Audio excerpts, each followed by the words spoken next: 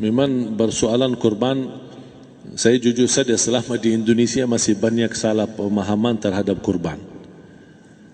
Dan saya pernah berkata, memang Islam kita di Indonesia Islam keturunan. Ya, jadi asal tahu saja. Ya, tapi dari segi belajaran, mohon maaf ya, kita terlalu jauh terhadap pemahaman. Yang saya maksud, kita melaksanakan sesuatu tapi kita sudah belajar, sudah tahu, bukan hanya asal saya dengar, saya lihat, saya bukan sebatas itu, tapi kita punya dasarnya. Dan ini kelemahan kita, di antaranya kurban. Saya pernah mendengar, bukan malah sering mendengar soal kurban dihitungkan beroran. Jadi keluarga suami istri sama 5 anak berarti jumlah 7, wajib sapi. Kalau kurang daripada itu, atau misal suami istri tidak mampu, boleh ini tahun kurban kambing atas nama suami, tahun depan atas nama istrinya. Ini hal keliru sebenarnya. Yang dihitungkan soal kurban beda sama akikah dan beda sama zakat fitrah. Zakat fitrah sama akikah terhitung beroran. Akikah laki-laki 2 kambing, perempuan 1. Kalau tidak mampu boleh.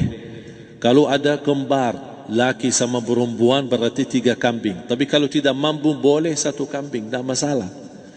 Dan tidak ada istilah sekarang saya kurban tapi nanti sisanya seolah-olah ada hutang sama Allah. Sesuai kemampuan kita. Di antaranya kurban. Kurban hitungannya berkeluarga, bukan beroran. Buktinya Rasulullah SAW dan juga cerita Nabi Ibrahim. Ketika Nabi Ibrahim mau sembelih Nabi Ismail, Allah turunkan apa? Mengganti sembelihan Nabi Ismail dengan ekor kambing dari surga. Berapa ekor kambing? 1. Padahal Nabi Ibrahim punya istri 2 dan anak. Ada istri Siti Hajar dan Sarah. Kemudian anaknya Ismail dan Ishak. Berarti semuanya berapa?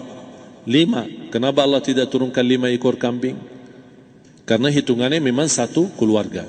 Yang kedua, Rasul sendiri sembelih 2 kambing.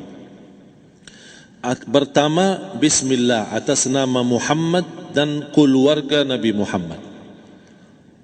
Padahal kita tahu keluarga Nabi Muhammad SAW termasuk keluarga besar.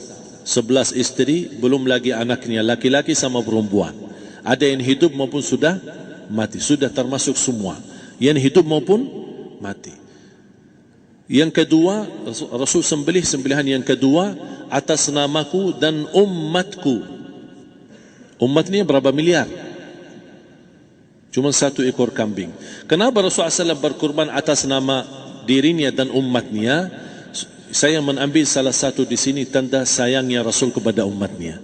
Jadi saya selalu berkata, orang miskin yang tidak mampu berkurban seharusnya bangga di hari kurban, karena Rasul sudah kurbankan duluan atas nama dia. Jadi terima kasih ya Rasulullah, ingatkan kita. Yang kita tidak mampu, Rasul sudah. Bahkan kalau Rasul sudah kurban atas nama umatnya yang tidak mampu, berarti sudah terkabul. Kita aja belum tahu kabul atau tidak kalau kita berkurban. Tapi kalau Rasul sudah terjamin makbul. Oleh sebab itu hitungan kurban itu adalah 1 keluarga. Misal bapa punya istri, punya anak. Itu kalau mampu sapi silahkan. Mampu 1000 sapi silahkan. Kalau soal kemampuan tidak ada masalah.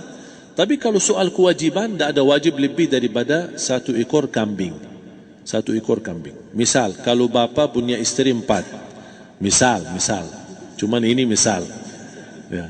Istrinya 4. Setiap istri anaknya 10. Berarti jumlah berapa? Anak 40, istri 4, berarti 44, sama bapa 45.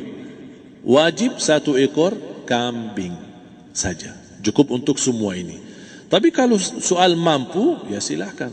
Mau 1000 kambing boleh, mau 1000 sapi boleh. Tidak ada yang melarang kalau soal kemampuan. Dan kalau kita mau sembelih, Bismillah atas namaku dan keluarga. Tidak perlu bawa data-data nama keluarga. Jadi disebutkan tukang sembelihnya ada capek menunggu sambil sebutkan nama-nama. Tidak perlu. Udah Bismillah atas namaku dan keluarga. Termasuk kata atas namaku dan keluarga, termasuk orang tua yang sudah meninggal. Termasuk orang tua yang sudah, karena kita adalah hasil daripada orang tua. Itu sudah termasuk, tidak perlu kita sebutkan.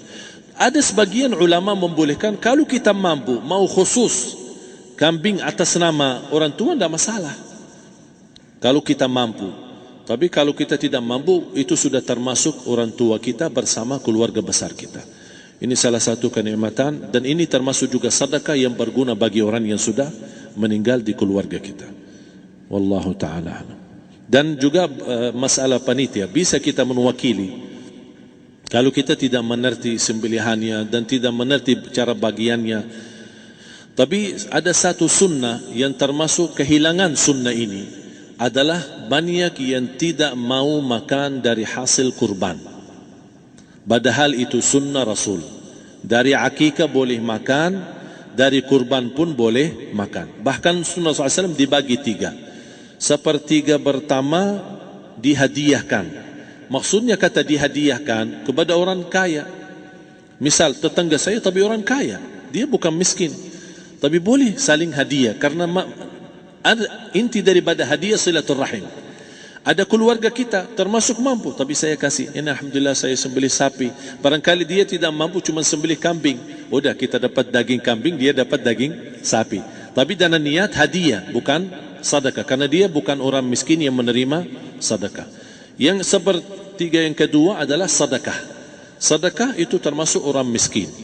Yang ketiga, kita makan sendiri. Bahkan Rasulullah SAW selepas Idul Adha, beda sama Idul Fitri. Sebelum Idul Fitri dia makan kurma, meyakinkan batalan puasa.